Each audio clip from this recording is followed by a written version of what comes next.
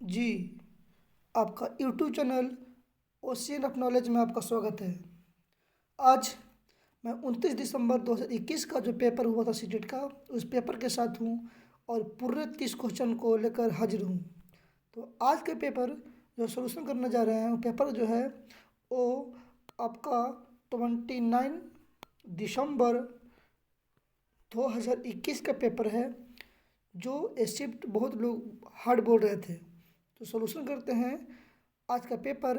और पहला क्वेश्चन है कि राशि में बच्चों की अवधारणा के प्रति समझ का आकलन करने के लिए एक नई विधि का प्रयोग किया।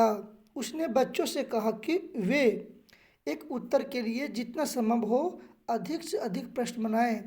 तो टीचिंग अधिगम के लिए यह उपगमन क्या शो करती है?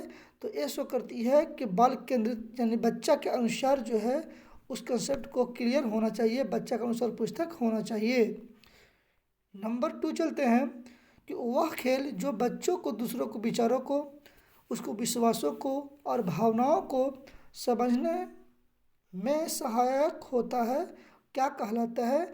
एक बात हो रही है वो दूसरों को खेल के बारे में, तो एक कहलाएगा काल्पनिक वाला खेल, वैसा खेल जो जिसमें कल्पना शक्ति यानी अमूर्त खेल वाला होना चाहिए। यानी इसका आंसर जो होगा वो बी हो 4 होगा, है ना।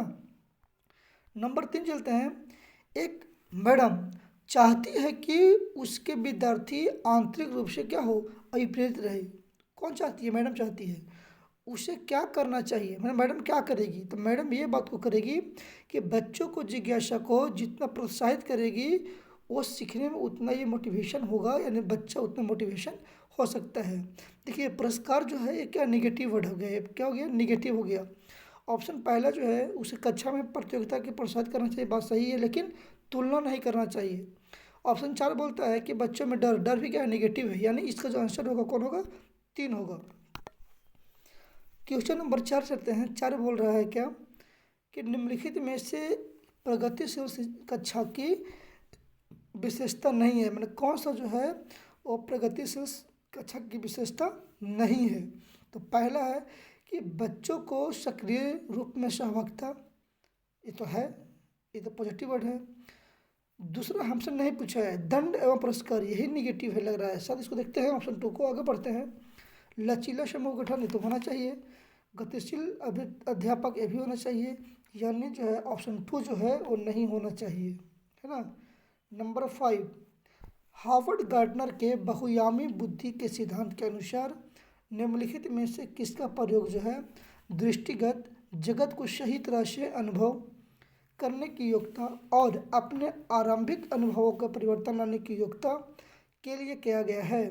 तो ये कौन सा बुद्धि कहलाता है? गार्डनर क्या बोलते हैं? देखिए मेरे अनुसार जिसका आंसर होना चाहिए वो होना चाहिए कि यह जो है वो टू, क्या होना चाहिए? 2 होना चाहिए। क्या? शारीरिक गति, लेकिन यहाँ पे 4 भी हो सकता है। अब ये डिपेंड करता है कि सीबीएसई इसको क्या मानती है, सीबीएसई इसको क्या मानती है। देखिए मैंने सोचा कहा जाएगा इसका 2 होना चाहिए। आगे बढ़ते हैं। नंबर 6 कि निम्नलिखित में से कौन सा सिद्धांत यह दर्शाता है कि विकास दिशात्मक है?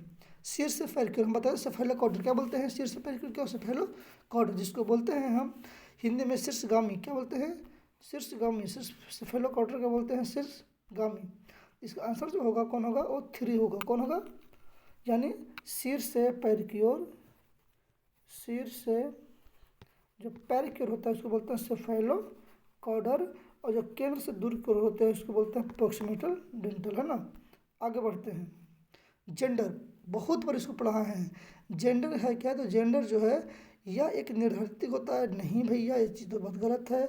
जेंडर जो एक सामाजिक संरचना है, बिल्कुल है, बिल्कुल है जेंडर, है ना। 2 तो लग रहा है। 3 पढ़ते हैं। आनुवंशिकता विशिष्टताओं द्वारा पूर्व निर्धारित होता है, बिल्कुल नहीं, ये भी गलत है। एक आंतरिक गुण है, बिल्कुल है, लेकिन सबसे बेहतर गुण है 2। नंबर 8, एक विद्यार्थी अलीजा जिसका नियंत्रण केंद्र आंतरिक है परीक्षा में असफल होने के लिए किसे जिम्मेदार ठहराएगी? तो ये ठहराएगी पहला अध्यापक के प्रति उसके पूर्वाग्रह या पक्षपात, ये दर्शाएगी जी नहीं। दुर्भाग्य है ये भी नहीं, परीक्षा में प्रश्न पत्र कठिनाई है ये भी नहीं, उसकी योग्यता में कमी, हाँ बिल्कुल ये चीज़ हो सकता है, उसकी योग्यता में कमी हो सकता है। इसका आंसर कौन होगा? 4 होगा। नंबर 9, अमन एक पहेली के टुकड़े को ठीक से लगाने की कोशिश कर रहा है, लेकिन वह सही जगह से सही हिस्सों पर फिट करने के लिए संघर्ष करता है। कैसे, क्या, क्यों, के रूप में उसकी माँ उसे संकेत प्रदान करती है। वाइगोत्स्की को सिखाने के अनुसार सीखने की प्रक्रिया क्या कहलाएगी? तो यह जो कहलाएगी सीखने की प्रक्रिया, वो कहलाएगी क्या? सीखने में मदद नहीं करेगी? करेगी भैया। बच्चों को अभिप्रेरित होगी? करेगी, बिल्कुल करेगी, लेकिन उतना नहीं करेगी। आक्रामकता निगेटिव वर्ड है, यानी अधिगम के लिए पाड़, अब पाड़ को बोलते हैं ढांचा, या क्या बोलते हैं? पाड़ इसको बोलते हैं, या जो ढांचा बोलते हैं इसको बोलते हैं जेपीडी या स्टेप फोल्डिंग बोलते हैं। तो कौन होगा इसका आंसर? 4 होगा। नंबर 10 में है कि अनुज कक्षा 3 को पर्यावरण अध्ययन पढ़ाता है। वह हमेशा अपने विद्यार्थियों को किसी भी विषय पर परिचित कराने का एकदम बाद मानस मंथन करवाता है। यह एक तो निम्नलिखित में से किसे सम्मानित करेगी? पहला, रट्टा करेगी, तो रट्टा तो बिल्कुल नहीं करेगी मेरे अनुसार, तो की बात नेगेटिव लग रहा है। दूसरा है कि दृष्टिकोण को जानेगी, बिल्कुल जानेगी, मैंने सब कुछ सही लग रहा है। समालोचनात्मक चिन्ह को बढ़ाएगी, बिल्कुल बढ़ाएगी। खोजबीन करेगी, बिल्कुल करेगी, यानी ऑप्शन जो है 2, 3, 4 होगा, यानी इसका आंसर जो होगा कौन होगा? 2 होगा, है ना। 11 बोलता है कि अपने लंबे मगर कम चौड़े गिलास में नींबू पानी के स्तर की ओर इशारा करते हुए सारा अपनी बहन को चिढ़ाती है कि पिताजी ने उसे ज़्यादा नींबू पानी दिया। उसकी बहन किसी भी तरह से प्रतिक्रिया नहीं देती है, क्योंकि उसने अपने पिता को उसके गिलास से सारा के गिलास के नींबू पानी डालते हुए देखा कि वह जानती है कि दोनों गिलासों में नींबू पानी की मात्रा एक समान है। इस संदर्भ में सारा क्या क्या प्रदर्शित करती है? तो सारा यह प्रदर्शित करती है कि क्या इस समावेशन होगा? नहीं। जीववाद है? नहीं। केंद्रीकरण है?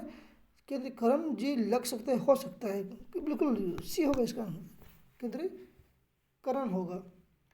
नंबर 12, पियाजे के अनुसार विकास के किस काल में बच्चों वस्तुओं को प्रतीकों को इस्तेमाल करने लगते हैं और तार्किक और मानसिक समझ उभरने लगती है? तो बात हो रही है पियाजे के लिए। पियाजे के जो स्टेज है वो है 7 से 11। हम बताए थे पहला सेंसरी मोड होता है, फिर प्री ऑब्जर्वेशन होता है, फिर कॉन्क्रीट होता है वो है, और फिर क्या होता है? फॉर्मल होता है ना। तो ये कॉन्क्रीट यानी मूर्त अवस्था में होता है, जिसको हम इनफॉर्मल भी बोलते हैं, इनफॉर्मल भी बोलते हैं, यानी कौन होगा? मूर्त हो जाएगा। 4 नंबर। 13 है कि एक समावेशी कक्षा में सहयोगात्मक प्रणाली को सहयोजक अधिगम को का क्या है? तो क्या है? यह जो है अधिगम प्रतिफलों को सभी के लिए कम करती है, बिल्कुल कम करती है, बात तो नेगेटिविटी लग रहा है। सक्रियता को पसंद करती है, बिल्कुल। समावेशी कक्षा में जितना हम एक्टिव रहेंगे, सक्रिय रहेंगे, हमारा उतना अधिगम बेहतर होगा, तो सही लग रहा है। रूढ़िवादिता को दर्शाती नहीं है, हतोत्साहित नहीं करती है, तो कौन होगा? 2 होगा। 14 नंबर, एक विद्यार्थी जिसे ADHI अवधान न्यूनतम अतिकृष्णता विकार है को समावेशित करने के लिए कौन सी कक्षा प्रभावशाली है? तो कौन सी कक्षा प्रभावशाली है? तो कक्षा जहाँ लचीली समय और बैठने की व्यवस्था है और विद्यार्थियों को अपनी रुचि के अनुसार स्वयं कार्य करते हैं, वहाँ पे ये फॉलो कर सकता है। बात तो लग रही सही, लेकिन आगे पढ़ते हैं। नंबर 2 है उच्च संरचना कक्षा जहाँ मुख्यतः जोड़ दे दिया भैया, ये चीज़ गलत हो गया। कक्षा जहाँ विद्यार्थियों को पूरे समय पूरी निर्धारित सीट पर बैठाती है, ये भी जोड़ दे दिया। कक्षा जहाँ अचानक उच्च चिंतन पे, यहाँ भी जोड़ दे दिया। तीनों क्या हो गया? गलत, यानी पहला आंसर सही लग रहा है। 15 है कि कुहल वर्ग के सिद्धांत के नैतिक तर्कना के किस चरण पर छात्र मान लेते हैं कि प्रत्येक व्यक्ति के लिए नियम एक समान प्रकार से लागू किए जाने चाहिए और प्रत्येक व्यक्ति की निजी कर्तव्य है कि वे इनका पालन करे। यह क्या दर्शाता है? यह दर्शाता है सामाजिक क्रम को बनाए रखने के लिए अभिविन्यास, यानी बात हो रहा है सामाजिक का। ये 3 चरण दिए थे और 6 स्टेज दिए थे, है ना। आगे पढ़ते हैं 16 नंबर कि बच्चों के बारे में निम्नलिखित कथनों में से कौन सा सही है। कौन सा सही है? पहला, बच्चे वैज्ञानिक शोधकर्ता बनाने के लिए पैदा होते हैं। भैया भैया बच्चा क्या, बच्चा नाना वैज्ञानिक है कि नहीं है, ये तो बात बिल्कुल हमारा लग रहा है कि बच्चा क्या होता है, वैज्ञानिक होते हैं। पियाजे बोले हैं। बच्चा सक्रिय अन्वेषक है, ये भी पियाजे बोले हैं। बच्चे वयस्कों की तरह सोचते हैं, सिर्फ उनसे कम, ये कहीं ना कहीं गलत है, थ्री ऐसा लग रहा है। फॉर पढ़ते हैं कि बच्चे सामाजिक अंतःक्रिया द्वारा सीखते हैं। भाई तो पियाजे भाई उसके का है, गुड, बहुत बढ़िया है। तो इसका जो होगा वो होगा ऑप्शन नंबर 3 होगा। यानी 1 भी सही है, 2 भी सही है, 3 गलत है, चौथा क्या है, सही है। 17 नंबर, अधिगम किसके द्वारा प्रभावित होता है। अधिगम सीखना जो है वो किसके द्वारा प्रभावित होता है। तो मनोवैज्ञानिक कारकों से बिल्कुल प्रभावित होता है, बात तो सही है ना। आगे है सामाजिक संस्कृतियों कारकों से, ये भी बात सही लग रहा है। ये भी बात क्या लग रहा है, सही लग रहा है। तीसरा है कि विद्यालय से संबंधित कारकों से, बिल्कुल लग रहा है, ये भी सही लग रहा है। जबकि चौथा है अध्यापक से संबंधित कर, नहीं, ये चीज़ गलत है। यानी पहला ऑप्शन सही है, दूसरा सही है, तीसरा सही है। यानी ऑप्शन नंबर कौन हो जाएगा, 2 हो जाएगा। 18 है कि जब राघव शिशु था तब उसे माता पिता के स्नेह के वंचित रहना पड़ा। बाल्यावस्था के आगे के चरण में उसे बहुत संवेदनशील अध्यापक मिले, फिर भी उसे लोगों पर विश्वास करने में परेशानी होती है और वह जोखिम लेने का साहस नहीं दिखा पाता। राघव के विषय में विकास का कौन सा मुद्दा एकदम स्पष्ट रूप से वर्णित होता है, यानी कौन सा विकास का सही बात करता है। तो हम बताए थे कि जो विकास जो होता है वो प्रकृति पर और पालन पोषण दोनों पर निर्भर करता है। यानी ऑप्शन कौन होगा, सी होगा। पहला ऑप्शन पढ़ते हैं, एकरूपता होगा, बिल्कुल नहीं होगा। आरंभिक होगा, ये भी नहीं। निरंतर होगा और अनिरंतर होगा, एज भी निगेटिव बात है। यानी तीनों बात क्या हो रहा है, निगेटिव की बात हो रही है। कौन होगा, नंबर 3। नंबर 19, एक नवीन परिस्थिति में दूसरे को तुलना में अधिक अपसारी चिंतन करने वाले व्यक्ति का बुद्धि का वर्गीकरण क्या होता है। अपसारी चिंतन, जो हर तरह से सोचता हो, क्रिएटिव बालक है, ये बात हो रहा है। हम बताए थे कि एक अपसारी चिंतन का दूसरा नाम क्या है, सृजनात्मक बुद्धि भी इसको कहते हैं, है ना। आगे बढ़ते हैं 20 नंबर में। 20 नंबर है कथन। कथन पहला है कि सभी बच्चे परीक्षाओं में अच्छे अंक लाएं। यह सुनिश्चित करने के लिए बच्चों में असफलता का भय और उपलब्धि का दबाव पैदा नहीं करना चाहिए। बात तो बिल्कुल सही लग रहा है। स्टेटमेंट 2 पढ़ते हैं, अर्थपूर्ण अधिगम हो सके। अर्थपूर्ण अधिगम हो सके, इसके लिए महत्वपूर्ण है कि बच्चे शारीरिक और भावनात्मक सुरक्षा महसूस कर सके। ये भी बात क्या है, अब बच्चा अर्थपूर्ण हो सके, इसके लिए महत्वपूर्ण है कि बच्चे शारीरिक और भावनात्मक सुरक्षा महसूस कर सके। बात तो सही लग रहा है मेरे अनुसार, लेकिन मेरे अनुसार जो इसका आंसर होना चाहिए वो होना चाहिए ओ जो है 3। ऐसा 2 भी लग रहा है, लेकिन मेरा सोचा आंसर होगा कौन होगा, 3 होना चाहिए। एक डाउटफुल लग रहा है ना, डाउटफुल लग रहा है। इस पर जो है अब CBSE से क्या मांगती है, इसको अब देखना होगा, है ना। 21, अध्यापक को अपनी कक्षा में सुविधा वंचित वर्ग से आने वाले बच्चों के लिए क्या करना चाहिए। जो अध्यापक टीचर के लिए बात हो रहा है, तब बात टीचर के लिए हो रहा है, तो टीचर जो है सहयोगात्मक समूह को बनाना चाहिए जो कि अधिगम में संबंधपूर्ण के लिए समूह विविधता का इस्तेमाल कर सके। यानी बात हो रहा है सामूहिक के लिए, सहयोगात्मक वर्ग के लिए हो रहा है, कुछ सही लग रहा है ना। नंबर 22, कक्षा में विद्यार्थियों को त्यौहार को बनाने के अपने अनुभवों का साझा करने के अवसर देना और उसके आधार पर सूचना निर्मित करने के लिए बढ़ावा देना किसका उदाहरण है। यह उदाहरण प्रत्याश का है, जी नहीं। सामाजिक समस्या में वह बिल्कुल ऐसा लग रहा है। पाठ पुस्तक आधारित है, बिल्कुल नहीं, गलत है। व्यवहारवाद है, नहीं। कौन होगा इसका आंसर? नंबर बी होगा। 23 नंबर, पहला स्टेटमेंट, टीचर के द्वारा आकलन और मूल्यांकन के विविध तरीकों का इस्तेमाल किया जाना चाहिए। बात तो सही लग रहा है, लेकिन मूल्यांकन का अच्छा उद्देश्य निष्पादन करने वाले विद्यार्थियों को शेष कक्षा के पृथक होना चाहिए। देखिए शेष बोल दिया कहीं ना कहीं, और शेष बोल दिया तो कहीं कहीं निगेटिविटी यहाँ पे आ ही आ गया। तो हम कह सकते हैं कि ये बात सही है, लेकिन बी क्या है? गलत है ना। यानी इस ऑप्शन जो मेरे सामने होना चाहिए वो होना चाहिए कौन? वो होना चाहिए नंबर 4। कौन होना चाहिए? 4 होना चाहिए, है ना। आगे, वह छात्र जिन्हें पाठ वैकल्प है उन्हें मुख्यतः किसमें दिक्कत आती है? तो दिक्कत जो होती है वो पढ़ने और लिखने दोनों में होती है। तो इसका आंसर जो होगा वो होगा कौन? 3 नंबर, है ना। 25 क्या है कि बालक का विकास किन क्षेत्रों में बांटा है? तो बालक का विकास शारीरिक पहले, संज्ञानात्मक, आध्यात्मिक संवेदन नहीं, गलत है पहला ऑप्शन।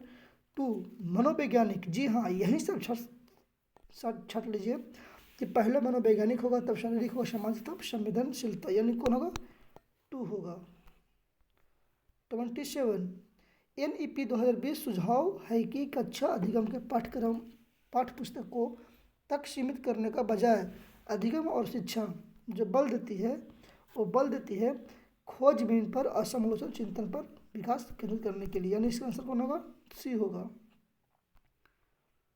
27 वाइगोत्स्की के अनुसार सहायक खोज किसके में सहायक होता है? ये भी क्वेश्चन बहुत ही बढ़िया है। पहला ऑप्शन है, पढ़ते हैं, उत्प्रेरक प्रतिक्रिया संस्कृति, जी नहीं, संज्ञानात्मक द्वंद नहीं, पुनर्मूल्यन नहीं, ये लर्निंग का है, ये पियाजे का है ना, इसे लर्निंग का है। कौन होगा? सहपाठी। कौन होगा? सहपाठी। 28 विद्यार्थियों के काम में त्रुटि का विश्लेषण का मुख्य उद्देश्य क्या है? तो जो मुख्य उद्देश्य यही था कि बच्चों को सोचकर चिंतन को समझाना या बढ़ाना। जिसका आंसर होगा वो ये एक होना चाहिए। आगे पढ़ते हैं कि विद्यार्थियों को किसी भी तरह का गलती करने के लिए फटकारना नहीं, ये गलती बात है, निगेटिविटी है। विद्यार्थियों को श्रेणीबद्ध करना ये भी गलत है। विद्यार्थियों को अध्यापक के बीच में करना ये भी गलत है। बात हो रहा है पहले की। 29 स्मृति मेमोरी विषयक मूर्ति कौन सी है? तो ये जो है वह तकनीक जो याद करने में मदद करती है। जी गलत बात है, याद करने में रट्टा नहीं होगा, इसमें पहला गलती है। एक प्रभावशाली व्यवहार की युक्ति है, एक प्रभावित लगा दिया, क्या बल दे दिया, है ना। तीसरा पढ़ते हैं, प्रतिक्रिया ज्ञान का उदाहरण है, प्रतिक्रिया बल का उदाहरण है, यह चीज़ लग सकता है सी। 29 का सी, है ना। 30 चलते हैं, हेतल घर में गुजराती बोलती है और इस भाषा को पढ़ने और लिखने में उसका प्रभाव है। उसने विद्यालय के निर्देश के माध्यम हिंदी है, वह यह भाषा नहीं जानती है। अगला है कि NEP 2020 के अनुसार इस स्थिति में विद्यालय को क्या करना चाहिए? तो ये करना चाहिए विद्यालय को कि हेतल को उस अनुभाग के भेजना चाहिए जिसमें निर्देश का माध्यम अंग्रेजी हो। ये बात जो है बिल्कुल क्या है? गलत है। अगला ऑप्शन है कि अध्यापकों को हेतल से कहना चाहिए कि उसने जो भी घर में सीखा है उसे भूल जाए। कैसे भूलेगा भाई? ये भी गलत है। सी पढ़ते हैं, हेतल को विद्यालय में सिर्फ हिंदी बोलने के लिए सिर्फ हिंदी कैसे बोलेगी? यही बात गलत है ना। जबकि अब ऑटोमेटिकली जो है ऑप्शन का 4 होगा, है ना। कौन होगा? 4 हो जाएगा। तो आज था ये 30 क्वेश्चन, जो हम आशा करते हैं कि 30 में से आप लोग को जो है कम से कम 1 2 3 यानी 2 क्वेश्चन छोड़कर 28 नंबर जो है आप लोग को कम से कम आना चाहिए CTP में, ऐसा हम आशा करते हैं। और बिल्कुल अगर वीडियो अच्छा लगा होगा तो सब्सक्राइब शेयर जरूर कीजिएगा, क्योंकि आप लोग के चलते ही हम इतना मेहनत करते हैं। इसके लिए बहुत बहुत धन्यवाद आपको सब्सक्राइब करने के लिए। वीडियो अच्छा लगा तो लाइक शेयर कीजिएगा। धन्यवाद। All the best.